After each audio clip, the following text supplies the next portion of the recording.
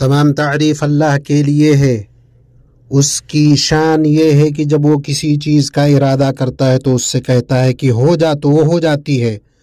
آسمانوں اور زمین میں جو ہے وہ اسی اللہ کا ہے، اور جو اس کے پاس ہیں وہ اس کی عبادت سے نہ سرکشی کرتے ہیں اور نہ تھکتے ہیں، رات دن اس کی تسبیح کرتے رہتے ہیں، اکتاتے نہیں۔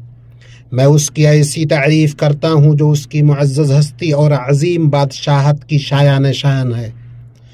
میں گواہی دیتا ہوں کہ اس ایک اللہ کے سوا کوئی حقیقی معبود نہیں، اس کا کوئی شریک نہیں، اور میں گواہی دیتا ہوں کہ محمد اس کے بندے اور رسول، اس کے چنیدہ اور اس کے خلیل اور اس کی مخلوقات میں سب سے بہتر ہیں۔ ان کے رب نے انہیں ہدایت اور سچا دین دے کر بھیجا تاکہ اسے دوسرے تمام ادیان پر غالب کر دیں، گرچہ مشرکین ناخوش ہوں۔ اللہ ان پر درود نازل کرے اور ان کے آل و اصحاب پر، اور جو ان کی اچھے سے پیروی کرے ان پر، اور بہت زیادہ سلامتی نازل کرے۔ اما بعد، مومنوں، میں خود کو اور آپ تمام کو اللہ کے تقوی اور اس کی عبادت کی وصیت کرتا ہوں، کیونکہ عبادت دلوں کی زندگی اور بہار ہے، روحوں کی انسیت اور شادمانی ہے۔ اور اپنے ساتھ توشہ لے لیا کرو، سب سے بہتر توشہ اللہ کا تقوی ہے، اور اے عقل مندو مجھ سے ڈرتے رہا کرو۔ امت مسلمہ، یقیناً اللہ تبارک و تعالی نے مخلوقات کو اس لیے نہیں پیدا کیا کہ ان سے عزت حاصل کرے اور ان کے ذریعہ تعداد میں اضافہ کرے۔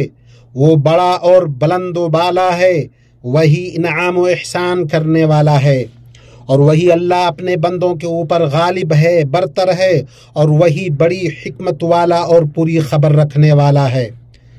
صحیح مسلم میں حدیث قدسی میں اللہ رب العزت والجلال فرماتا ہے، اے میرے بندو، تم سب کی رسائی مجھے نقصان پہنچانے تک نہیں ہو سکتی کہ تم مجھے نقصان پہنچاؤ، اور نہ تمہاری رسائی مجھے نفع پہنچانے تک ہو سکتی ہے کہ تم مجھے نفع پہنچاؤ۔ اے میرے بندو، اگر تمہارے پہلے کے لوگ اور تمہارے آخر کے لوگ اور تمہارے انسان و جنات تم میں سب سے زیادہ متقی شخص کے دل جیسے ہو جائیں تو یہ میری سلطنت میں کچھ اضافہ نہ کرے گا۔ اے میرے بندو، اگر تمہارے پہلے کے لوگ اور تمہارے آخر کے لوگ تمہارے انسان و جنات تم میں سب سے زیادہ فاجر شخص کے دل ہو جائیں، سب سے زیادہ فاجر شخص کے دل جیسے ہو جائیں تو میری سلطنت میں کچھ کمی نہ کرے گا۔ اللہ تعالیٰ نے مخلوقات کو صرف اپنی عبادت کے لیے پیدا کیا، اس میں اس کا کوئی شریک نہیں، اور یہی مقصد ہے جس کے لیے اللہ نے جنات اور انسانوں کو پیدا کیا اور ان کی طرف اپنے رسولوں کو بھیجا، اپنی عظیم کتابیں نازل کی۔ اللہ رب العزت والجلال نے فرمایا، تجھ سے پہلے بھی جو رسول ہم نے بھیجا اس کی طرف یہی وحی نازل کی کہ میرے سوا کوئی معبود برحق نہیں، پس تم سب میری ہی عبادت کرو۔ اللہ کی عبادت اس کے بندوں پر واجبی حق ہے، اسی کے واسطے میزان قائم کیے گئے، نامہ اعمال کھولے گئے، جنت اور جہنم کا بازار گرم ہوا، لوگ مومن و کافر، متقی و فاجر دو دھڑوں میں تقسیم ہوئے۔ عبادت کی بنیاد اللہ رب العزت والجلال کی توحید ہے۔ اللہ نے اپنی کتاب میں بکثرت اس کی دلیلیں ذکر کی ہیں، مثالیں بیان کی ہیں، اور وحدانیت کے واضح براہین دیے ہیں کہ وہی اکیلا عبادت کا مستحق ہے۔ اللہ نے فرمایا، آپ پوچھئے کہ آسمانوں اور زمین کا پروردگار کون ہے؟ کہہ دیجئے اللہ۔ کہہ دیجئے کیا تم پھر بھی اس کے سوا اوروں کو حمایتی بنا رہے ہو؟ ایمانی بھائیوں، یقیناً بندہ جب اپنے رب کی عبادت میں اخلاص برتتا ہے تو اس کا معاملہ درست ہو جاتا ہے، اس کو انشراح صدر حاصل ہوتا ہے، اس کا دل مطمئن ہو جاتا ہے اور اس کا چہرہ منور ہو جاتا ہے۔ جو لوگ ایمان لائے ان کے دل اللہ کے ذکر سے اطمینان حاصل کرتے ہیں۔ یاد رکھو، اللہ کے ذکر سے دلوں کو تسلی حاصل ہوتی ہے۔ حسن بصری سے پوچھا گیا تہجد پڑھنے والوں کے چہرے سب سے زیادہ خوبصورت کیوں ہوتے ہیں؟ تو انہوں نے کہا کیونکہ انہوں نے رحمان کے ساتھ خلوت اختیار کی تو اس نے انہیں اپنے نور کا لباس پہنا دیا۔ عبادت کے فوائد میں سے ہے کہ ایمان اور اطاعت کی حلاوت ہے، اس میں بندہ برابر عبادت کی ادائیگی کرتا اور کثرت سے نیک اعمال انجام دیتا ہے، یہاں تک کہ ذکر اس کا رفیق، قرآن اس کا ہم نشین، نماز اس کی آنکھوں کی ٹھنڈک، روزے اس کی فرحت کا سامان بن جاتے ہیں۔ چنانچہ اللہ اسے پاکیزہ زندگی عطا کرتا ہے، اس کی زندگی لوگوں میں سب سے زیادہ پاکیزہ، اس کا سینہ سب سے زیادہ کشادہ، اس کا دل سب سے زیادہ مضبوط اور وہ سب سے زیادہ خوش رہنے والا بن جاتا ہے۔ اسے دیکھو گے کہ شدید کرب و بلا میں، پریشانی اور صدمے کے وقت نماز کا سہارا لیتا ہے، اس میں اپنے رب سے مناجات کرتا ہے، اس کے سامنے اپنی تکلیف اور غم رکھتا ہے، اپنے رب کا قول یاد کرتا ہے، بھلا کون بے قرار کی التجا کو قبول کرتا ہے۔ یہ ہمارے رسول صلی اللہ علیہ وسلم تھے، وہ بشر تھے، انہیں بھی بشر کی طرح غم و فکر اور ملال ہوتا تھا۔ آپ نے اپنے فعل و قول سے ہمیں سکھایا کہ قلق اور غم کیسے دور کیا جائے۔ آپ کو جب کوئی اہم کام درپیش ہوتا تو آپ نماز کا سہارا لیتے تھے۔ سنن ابو داؤد میں ہے کہ آپ صلی اللہ علیہ وسلم فرماتے، اے بلال، نماز کی اقامت کہو، مجھے اس سے راحت پہنچاؤ۔ اور علی رضی اللہ عنہ نے کہا، 14ویں کی رات تھی، ہم میں سے ہر انسان سویا ہوا تھا سوائے رسول اللہ صلی اللہ علیہ وسلم کے۔ آپ ایک درخت کے اوٹ میں نماز پڑھ رہے تھے اور دعا کر رہے تھے یہاں تک کہ صبح ہو گئی۔ ابن القیم رحمہ اللہ نے نماز کی شان کے بارے میں فرمایا، بدن اور دل کی صحت کی حفاظت اور ان کی قوت میں اور برے عناصر کو ان سے دور کرنے میں نماز کی بڑی عجیب تاثیر ہے۔ اور دو آدمی جب کسی آفت یا بیماری یا آزمائش یا مصیبت سے دوچار ہوتے ہیں تو ان میں سے نماز پڑھنے والا اس سے کم متاثر ہوتا ہے اور اس کا انجام زیادہ سلامتی والا ہوتا ہے۔ اور دنیا کے شر کو دور کرنے میں نماز کی عجیب تاثیر ہے، خاص طور پر اگر اسے ظاہری و باطنی اعتبار سے مکمل ادا کیا جائے۔ چنانچہ دنیا و آخرت کے شر کو دور کرنے اور دنیا و آخرت کی مصلحتوں کو حاصل کرنے میں نماز کی طرح کوئی بھی چیز نہیں۔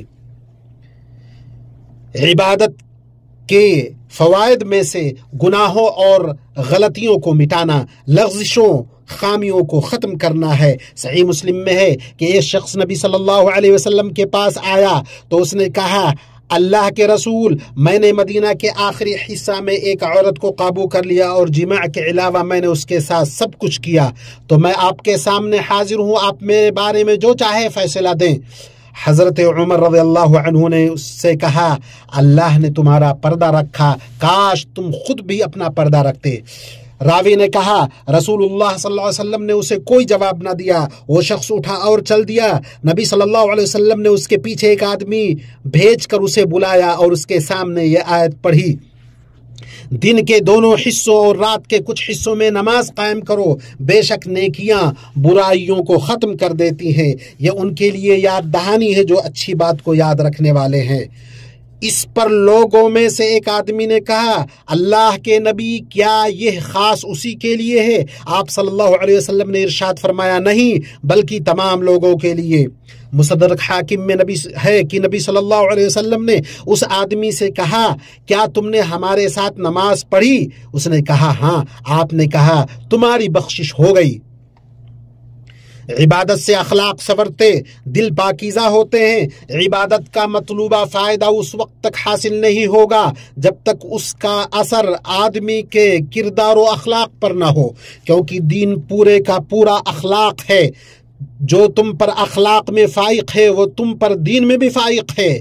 اور عبادات جیسے نماز، زکوٰۃ، حج اور روزہ، یہ اپنے عناصر و ظاہری شکل میں جدا جدا ہیں، لیکن یہ اس مقصد میں اکٹھا ہوتے ہیں جسے نبی صلی اللہ علیہ وسلم نے اپنے اس قول میں بیان کیا کہ میری بعثت کا مقصد ہی ہے کہ میں اچھے اخلاق کی تکمیل کروں۔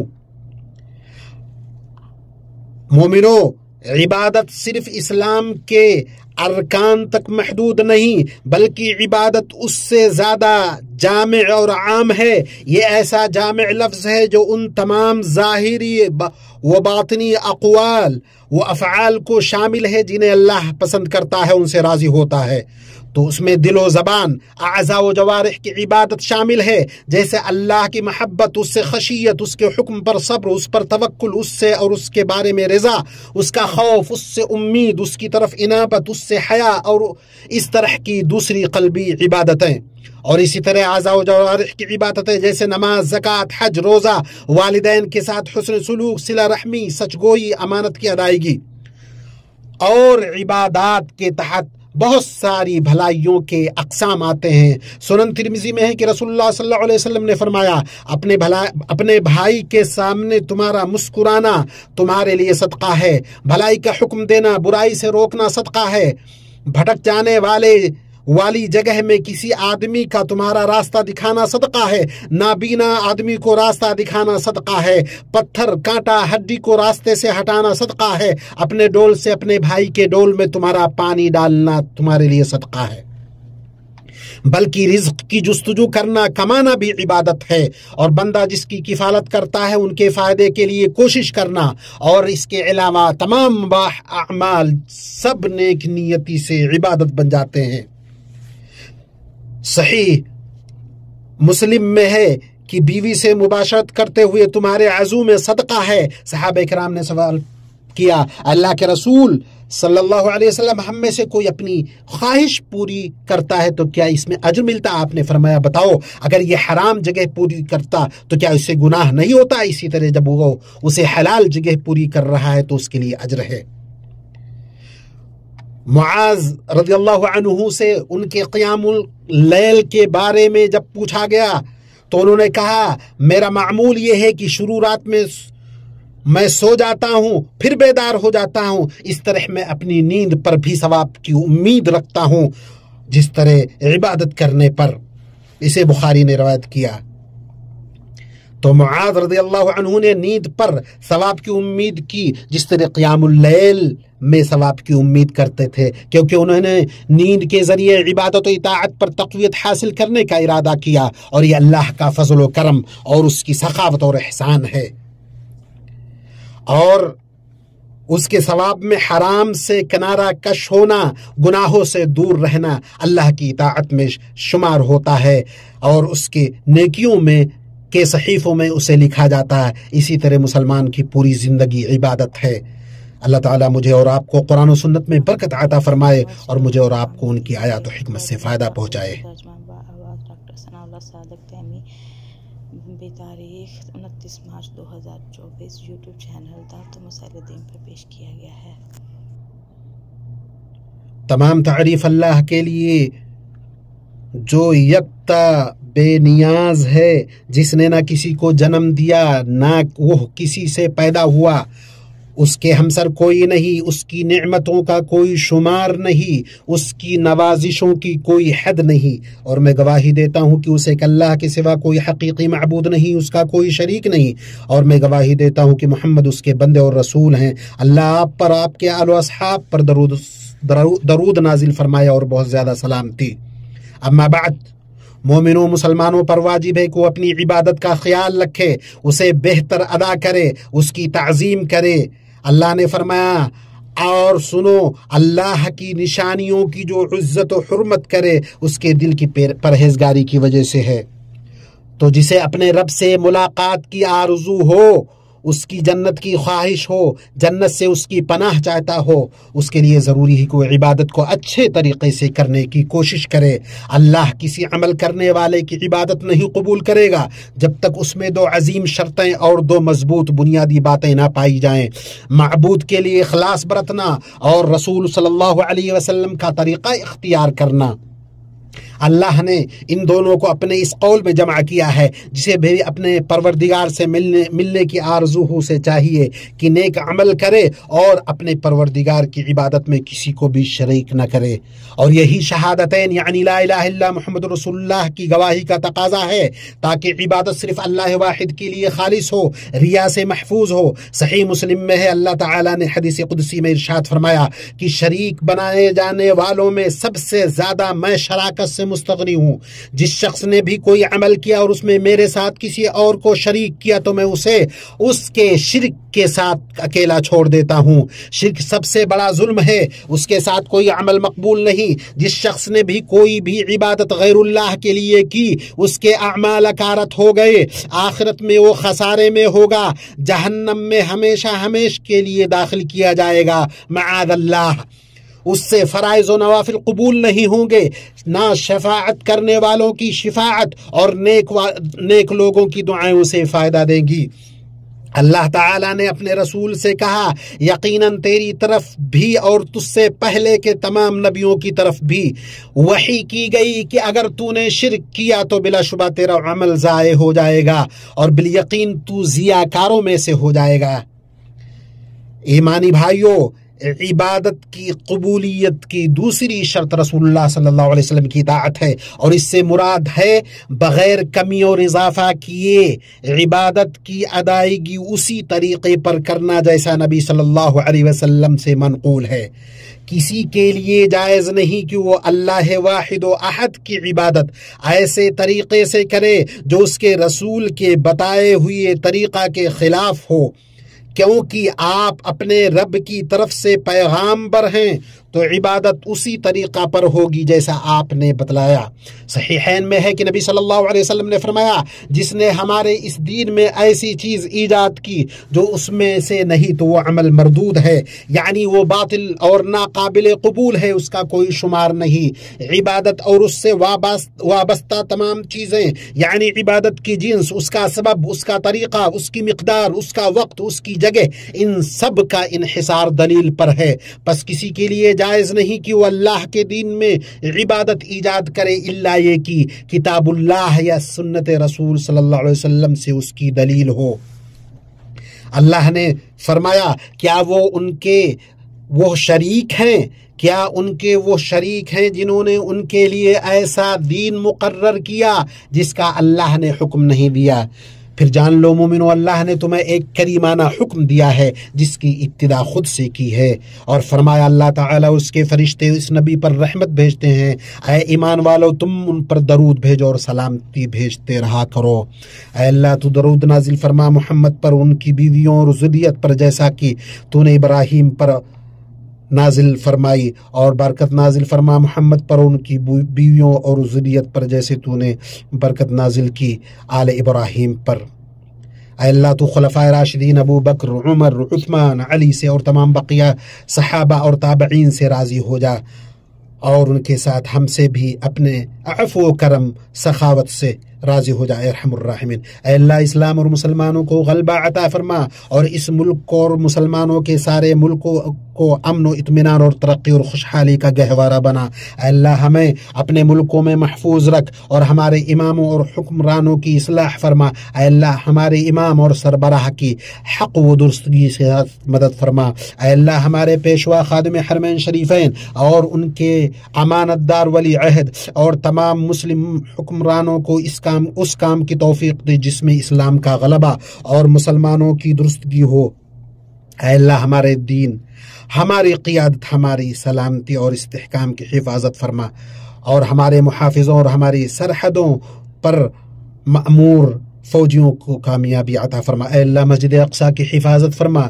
اس کی شان کو بلند فرما، اسے تا قیامت پرشکوہ اور معزز رکھ۔ اے اللہ ہمارے فلسطینی بھائیوں کی مدد فرما، ان کی مصیبت کو دور فرما اور ان کے لیے معین و مددگار بن جا۔ اے اللہ پریشان حال مسلمانوں کی پریشانی کو دور فرما، مصیبت زدہ کی مصیبت دور فرما، قرض داروں کے قرض کو ادا کر دے۔ اے اللہ جو ہمارے ملک کا اور اسلام اور مسلمانوں کا برا چاہے اس کو خود میں الجھا دے، اس کی چال کو اسی پر پلٹا دے، اس کی تدبیر کو اس کی تباہی بنا دے۔ اے دعاؤں کے سننے والے، اے اللہ میں تیری نعمت کے زائل ہونے، عافیت کے پھر جانے، اچانک پکڑ، تیری ہر قسم کی ناراضگی سے تیری پناہ مانگتا ہوں۔